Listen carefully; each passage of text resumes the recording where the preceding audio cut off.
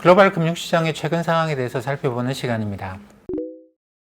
최근에 주식시장이, 미국 주식시장의 경우는 계속 상승을 하다가 조금 조정을 받고 있는데, 저는 이 조정이 좀 길어지지 않겠는가라고 생각을 합니다. 가장 큰 이유는 지난주에 있었던 옐렌 재무장관이죠. 현재는 재무장관 옐렌의 발언에서 여러 가지 것들을 우리가 추론해 볼 수 있는데, 그런 걸 쭉 추론해 보니, 일단 미국의 연준이나 재무부나 자산 가격의 상승에 대해서 좀 우려하고 있는 상황이고, 그거를 금리가 좀 올라가서 자산 가격 상승을 좀 진정시켜 주기를 바라는 그런 단계인 것 같습니다. 그리고 어느 정도 재무부하고 연준하고 제가 추론하는 걸로는 어느 정도 협의가 된 것 같고, 그래서 연준이 어떤 행동을 하게 되겠죠. 그 행동이라고 하는 거는 연준이 지금 한 달에 1200억 불 정도의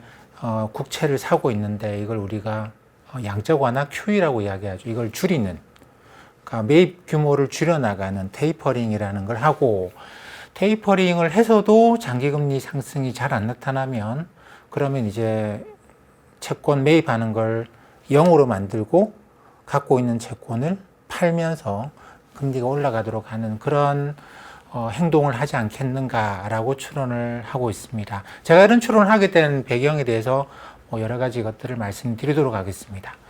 지난 시간에도 그런 말씀을 드렸던 것 같은데, 사실 미국에서는 미국 연준이 금리를 올린다고 이야기를 하죠. 근데 그때 금리는, 연준이 움직이는 금리는 단기 금리입니다. 연방기금 금리. 이거는 1년에 연준이 8번 FOMC라는 걸 열어서 거기서 금리를 올린다, 동결한다, 내린다를 결정하는데, 그 금리는 사실 하루짜리 금리예요. 우리나라에서는 은행간 콜 금리 이렇게도 많이 이야기를 하는데, 그러니까 은행들 사이, 대형 은행들 사이에 일시적인 자금 과부족을 해소하기 위해서 서로 돈을 빌리고 빌려주고 하는 요 시장을 연방기금 시장이라고 하는데, 여기서 은행들끼리 거래하는 금리, 하루짜리 금리를 연방기금 금리라고 이야기를 합니다. 근데 이거를 시장에서 거래하지만 중앙은행인 연준이 기준선을 딱 정해놓는 것이죠. 0.25% 중심으로 거래하라고 해놓는데, 돈이 모자라는 곳이 많아가지고 금리가 너무 많이 올라가면 연준이 돈을 풀어서 자기의 예약인 0.25 중심으로 금리가 돌아오도록 만드는 그런 시장입니다. 이게 연방기금 금리인데, 이거를 지금 올리겠다는 이야기는 아닌 것 같아요. 지난주에 옐렌 재무장관이 이야기한 걸 그 원본 그대로의 맥락을 보면 금리가 좀 올라가야 되겠다 이런 이야기인데, 금리가 올라가는 것이 좋겠다 이렇게 받아들일 수 있겠는데, 이거를 많은 분들은 그렇게 해석을 합니다. 재무장관이 중앙은행에 훈수를 둔 거냐, 지금 금리 올려라, 연방기금리 올려라고 이야기한 것 같다, 이렇게 많이 이야기하는데, 미국에서는 트럼프 대통령이 연준한테 그런 압박을 가한 경우는 있습니다만, 재무장관이나 대통령이 내린 행정부가 중앙은행에 금리 올려라 말아라 그렇게 훈수를 두는 경우는 극히 드뭅니다. 특히 옐렌은 직전에 미 연준 의장이었잖아요. 그렇기 때문에 누구보다도 연준의 독립성에 대해서 중요하게 생각하는 사람인데, 재무장관이 금리 올려야 된다 이렇게 이야기했을 가능성은 없습니다. 그래서 옐렌이 이야기한 금리, 거기 원문에는 interest rate라고 해서 복수형으로 나오는데, 이 금리가 will have to rise somewhat 이라고 나옵니다. 그러니까 어느 정도 올라가야 된다 이런 의미가 되겠죠.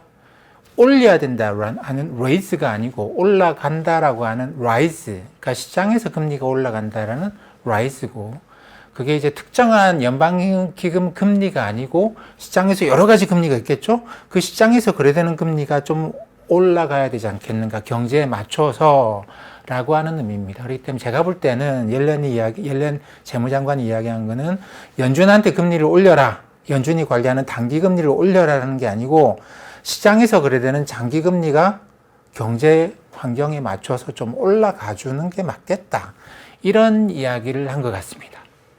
이거는 근데 사실 이제 미국 재무부가 국채를 발행하잖아요. 그렇기 때문에 시장에서 거래되는 국채 금리가 올라가는 게 좋겠다 이런 이야기는 할 수 있죠. 왜냐하면 자기네들이 발행하는 거니 재무장관이 하는 거니까. 근데 재무부가 이 연방기금 금리하고는 관계가 없는 곳이란 말이죠. 그렇기 때문에 여기에 대해서는 말을 한 것 같지는 않아요. 그럼 왜 옐렌이 이런 이야기를 했겠는가? 1970년대, 80년대, 90년대까지만 하더라도 미국에서 경기 침체는 주로 인플레이션으로 발생했습니다. 물가가 너무 올라가서 인플레이션이 생긴 거죠. 그때는 뭘 해야 되느냐면 물가가 올라가는 걸 막아야 돼요. 인플레이션을 잡아야지만 경제가 침체로 안 빠집니다. 그러니까 경제가 계속 성장하도록 하고 고용이 증가하도록 하려고 하면 70년대, 80년대, 90년대는 인플레이션을 잡아야 되는 거죠. 근데 인플레이션 잡는 방법은 다른 방법이 없습니다. 경제활동 전반을 위축시킬 수밖에 없어요. 인플레이션 못 잡으면 경제가 추락을 하는 거고 인플레이션을 잡으면 위축되긴 합니다만 요만큼 위축되는 정도가 되겠죠. 그래서 추락보다는 위축을 선택을 하는데 이걸 하려고 그러면 어떻게 하겠습니까? 이 연방기금리라고 하는 거는 경제 전반에 다 영향을 미치는 거거든요. 모든 사람들이 미 연준이 FOMC 한다 그러면 쳐다봅니다. 그리고 이 금리가 움직이게 되면 이게 짧은 금리 아닙니까? 3개월짜리 대출 받아간다, 예금한다, 1년짜리 대출 받아간다, 예금한다, 2년짜리 예금한다, 대출한다, 3년 다 영향을 미칩니다. 5년까지 정도까지는 쫙 영향을 미칩니다. 그러다 보니까 경제 전반에 이 연방기금리는 어마어마한 영향을 미치고 그래서 경제를 위축시킬 수 있는 힘이 있는 것이죠. 연방기금리는. 그래서 인플레이션을 잡기 위해서 연방기금리를 올려서 인플레이션이 발생하는 걸 차단하면 그 연방기금 인상 때문에 경제는 좀 위축되긴 하지만 다시 그 조금 위축으로 뭐 이걸 이제 딛고 다시 올라갈 수 있는 그런 것이죠. 그래서 90년대까지는 연준의 연방기금리 정책이라고 하는 게 절대적이었다라고 저는 생각을 합니다. 근데 이게 2000년부터 문제가 생겨요. 2000년에 닷컴 버블, 2008년에 서프라임 모기지 문제, 최근에 작년에 있었던 뭐 팬데믹이야 어쩔 수 없는 걸 치고 이거 빼고 보면 2000년 이후에 이 두 번의 경기 침체는 인플레이션 때문에 발생한 게 아니에요. 물가가 올라가서 경제가 박살난 게 아니고 자산 가격이 급등해서 그게 경제를 박살냈습니다. 물론 근데 자산 가격이라고 하는 게 연방기금리에서 영향을 받느냐? 아닙니다. 주식이든 부동산 가격이 연방기금리에서 영향을 받지 않아요. 가령 부동산, 미국의 모기지는, 가령 이제 제가 미국에서 모기지 대출을 받으러 간다. 한국처럼 3개월짜리 금리 연동이 없습니다. 없고, 전부 다 장기금리 연동이에요. 장기금리 연동입니다. 이거는 이제 뭐 그동안에 여러 가지 정책으로 해서 만들어진 것도 있습니다만 이게 2000년대 한번 이걸 완화를 시켜줬죠. 완화를 시켜주면서 뭐 단기금리 연동되는 모기지도 굉장히 많이 대출을 해줬어요. 그게 결국은 그러다 보니까 은행들이 쉽게 자금 조달을 해가지고 3개월 동안에 예금 받아가 금리 조금 높여주면 예금이 들어오겠죠. 그거 받아가지고 이제 모기지 대출해주고 하다 보니 은행들이 서로 경쟁을 하면서 대출해주기에 부적합한 서브프라임 모기지까지 대출을 해주면서 집값은 급등하고 나중에 이게 그 경제가 완전히 무너지고 집값이 폭락하는 그런 일을 겪고 난 다음에 단기 금리로 연동해서 대출하는 거는 완전히 막혀버렸습니다. 완전히 막혀버렸죠. 그 막힌 게 이제 흔히 말하는 그 미국의 2008년 이후에 금융 규제 때문에 그러는데 그 대표적인 한 가지를 소개하자면 그렇습니다. 은행들한테 스트레스 테스트라는 걸 1년에 한 번씩 받아요. 중앙은행이 은행들한테 뭐라고 이야기하느냐면 경제 환경에 대한 어떤 가정을 줍니다. 이 가정에 맞춰서 당신네들이 대출을 해준 거, 그 다음에 자산 회수하는 거, 대출해준 게 경제가 나빠지면 부실이 발생하겠죠. 가령 이제 어떤 가정을 주느냐면 경제 성장률 마이너스 10%, 실업률 플러스 10%, 집값 30% 폭락, 주가 50% 폭락, 이런 조건을 줍니다. 그러면 은행이 대출해 준 거 상당히 손실을 많이 입겠죠. 그런 상황에서도 은행이 보통주 자본금 위험 자산에 대해서 4% 이상을 가져야 된다라는 그런 규제를 가하는데, 이거 내가 은행이 사람들한테 돈 빌려가지고 또는 예금 받아가지고 집에다가 대출해줬다가는, 그리고 그거 대출해주고 그걸 자산으로 갖고 이자 받고 여기 이자 주고 이러고 있다가는 집값 30% 폭락하면 이거 망하죠. 돈 못 갚을 거예요. 그럼 이 은행은 파산하는 조건입니다.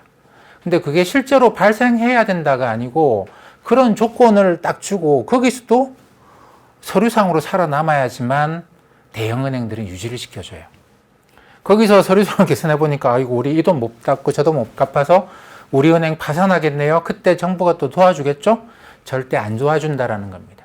그런 가혹한 조건을 줬기 때문에 은행들은 어떻게 하느냐면, 그 고객이 대출을 받으러 오잖아요. 집 산다고 모기지 대출을 받으러 오면 자기가 예금 끌어다가 대출해 주는 게 아니고 일단 자기 돈으로 대출은 해줘요. 대출을 해주는데 그거는 자기 안 갖고 있고 갖고 있다가 또 스트레스 테스트 받으면 이것도 다 부실 나오기 때문에 자기가 대출해 준 거를 다 공적 금융기관들한테 넘깁니다.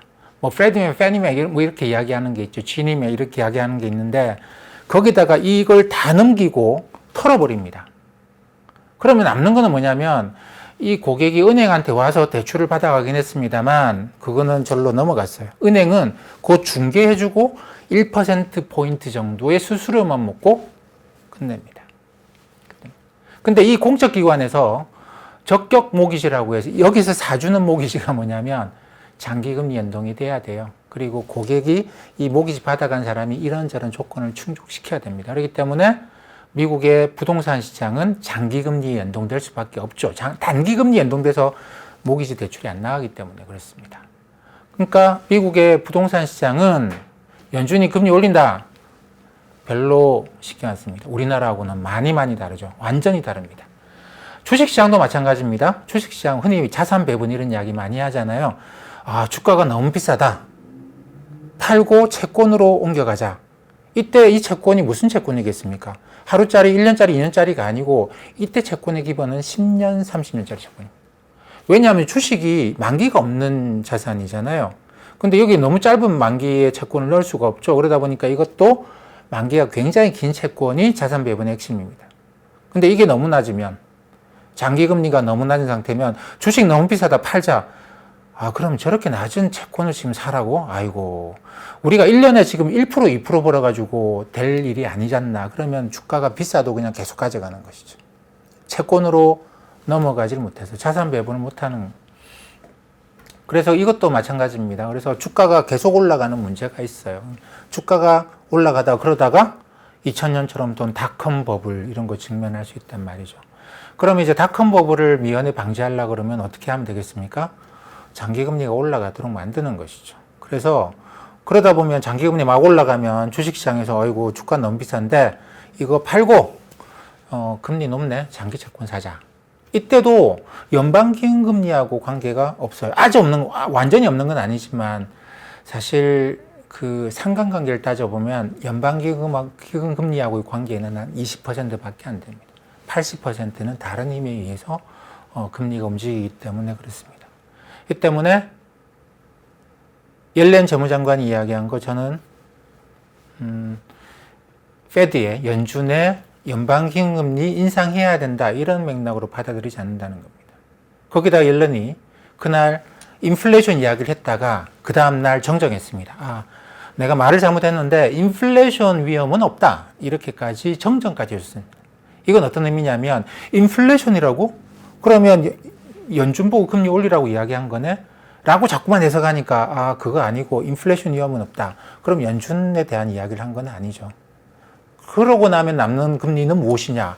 그때 이야기한 금리들은 무엇이냐? 이쪽이 시장에서 그러는 장기금리고 이게 부동산 가격과 주식시장, 부동산 시장, 주식시장의 자산 가격이 움직이는 장기금리에 대한 이야기를 했다고 봐야 됩니다. 그럼 장기금리를 연준이 움직일 수가 없지 않느냐? 옛날에 못 움직였죠. 못 움직였기 때문에 2000년 닷컴 버블 때 그때 연준이 장기금리 올려서 주식시장을 버블 가는 걸 방지하게 하려고 노력 안 했겠습니까? 노력했죠.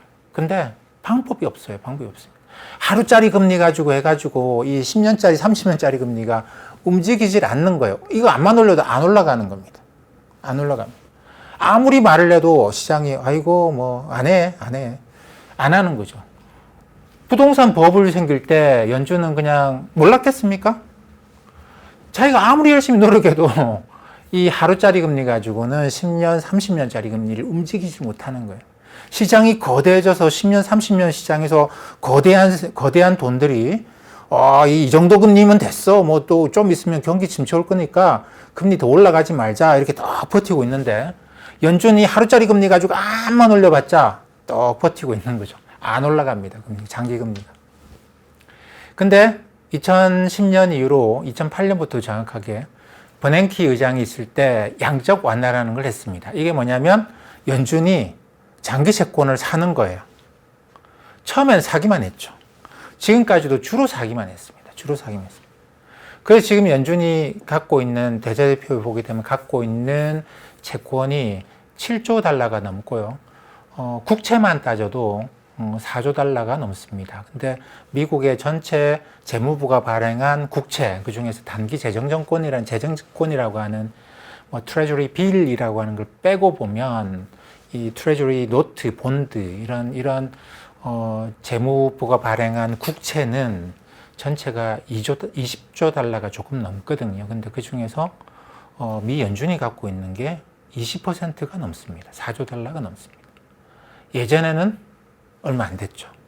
근데 그동안 열심히 사모아가지고 이제는 채권 시장의 연준이 큰 손이 됐습니다. 그래서 연준이 큰 손이기 때문에 내가 이만큼 살 거야. 저기 작년에 팬데믹 오면서 월에 1200억 불씩 샀게. 야, 큰 손이 계속 사준다. 우리도 장기 채권 사자. 이제 큰 손이 우리 이제 1200억 불씩 안 사고 월에 한 500억 불씩만 살게. 이렇게 이야기를 하면 어떻게 되겠습니까? 야, 큰 손이 매수를 줄인다? 그러면 나도 금리 더 올라갈지 모른다. 이렇게 시장이 이제 압박을 느끼겠죠. 예전에는 장기 채권 시장에서 워낙 시장의 힘이 강하고 연준의 힘이 극히 미미했기 때문에 아무리 연준이 떠들어봤자, 아무리 연방기금 움직여봤자 시장은 완전히 무시. 근데 지금은 그럴 수 있는 환경이 아니에요. 근데 이제 왜 옐런 재무장관이 이런 이야기를 했는가에 대해서 저는 어떻게 추론을 하느냐면 연방기금 금리는 연준이 지 마음대로 해도 됩니다. 재무부가 뭐라고 이야기하면 안 돼요. 그러면 그것도 압박이 되기 때문에 중앙은행 독립성에 위반됩니다. 그렇기 때문에 그렇게 하지는 않아요. 근데 그러면 연준이 테이퍼링 하는 것도 연준이 해야 되는데 하지만 테이퍼링의 대상이 되는 그 상품이 채권이 재무부가 발행한 거예요. 그렇기 때문에 1960년대 베트남 전쟁할 때도 미 연준이 국채를 가지고 어떤 이 행위를 할 때는 재무장관하고 사전에 협의를 했습니다. 이거는 재무부 재무부가 관장한 영역이기 때문에. 그래서 재무부가 관장하는 국채에 대해서 우리가 이런 행동을 하고 싶은데 라고 협의를 한 거죠. 그리고 옐렌이 공개석상에서 그렇게 이야기를 했다라는 거는 그래, 우리가 발행하는 재무증권을 갖고 너희들이 장기금리가 좀 올라가도록 테이퍼링 하는 것에 대해서 재무부는 동의한다라고 의사표현을 한 것이다 라고 판단할 수 있습니다. 그래서 이 이야기가 처음 나왔을 때는 주식시장이 야, 이거 그냥 연방기금 빨리 올린다는 이야기인가? 아이고, 빨리 올릴 수가 없을 건데. 또는 심지어 채권시장은 야, 연방기금 금리를 벌써부터 올리기 시작하면 그러면 경기 침체 빨리 오겠다. 장기금리 더 떨어지겠네. 라고도 해석을 하면서 시장이 주식시장이든 뭐 채권시장이든 자기 스스로 자기들 편한 대로 해석을 하면서 주가가 더 올라가기도 했고 금리가 더 떨어지기도 하고 했는데 주말을 지나면서 해석이 조금씩 이제 시장에서 해석이 제가 지금 말씀드린 것처럼 바뀌기 시작한 것 같습니다. 그래서 아무래도 자산 가격 상승에 대해서 제동을 걸려고 하는 것 같다. 그렇게 되면 저는 주식시장에 대해서는 이제 그렇게 해석을 하는데 뭐 기업 실적이 나올 거잖아요. 그 실적이 나오는 것 가지고 주가 올라가는 거 누가 뭐라고 하겠습니까? 근데 실적보다도 주가가 더 올라가는 걸 차단하는 게 이런 식의 재무부가 간섭할 때는 실적 만큼 주가 올라가는 것에 대해서는 간섭하는 건 아니죠. 근데 실적보다 주가가 더 올라가는 거. 이렇게 되면 흔히 말하는 주식시장에서 밸류에이션 하는 PE 값이 올라가게 되겠죠. 그러니까 재무부도 연준도 보고 주식시장에서 PE 값이 더 올라가면 이거는 기업 실적보다도 주가가 더 올라간다는 이야기인데, 그렇게 되면 테이퍼링의 강도를 강화시켜서 장기금리를 더 많이 상승시키고 자산시장 전반이 가격이 올라가는 걸 차단하는, 그렇게 하지 않겠는가. 근데 주식시장이 스스로 이제부터 PE 올라가도록 우리 주가 안 끌어올릴게요 라고 하게 되면 뭐 거기서 테이퍼링 하거나 이렇게 하지는 않겠죠. 그 최근에 며칠 동안에 걸쳐가지고 시장에서 이렇게 옮겨가면서 그동안 이제 성장주라고 하는, 실적 없이 기대감으로 올라갔던 그런 그 기업들의 주가가 상당히 큰 폭으로 떨어졌고, 뭐 다우존스처럼 실적의 기대감이 높은 거는 그나마 잘 안 떨어지는데, 나스닥 종목들 실적 기대감 없이 그냥 이런 이제 희망 가지고, 실적 좋아진다가 아니고 희망 가지고 주가 올라갔던 종목들이 좀 많이 떨어지는 그런 경향을 보이는데, 이게 전반적으로 옐런 재무장관의 발언을 연방기금리를 올리겠다가 아니고 국채의 조작을 통해서 장기금리가 올라가도록 하고, 그래서 자산가격 전반에 버블 발생 움직임을 차단하겠다, 이런 의미로 해석을 한 결과라고 봅니다.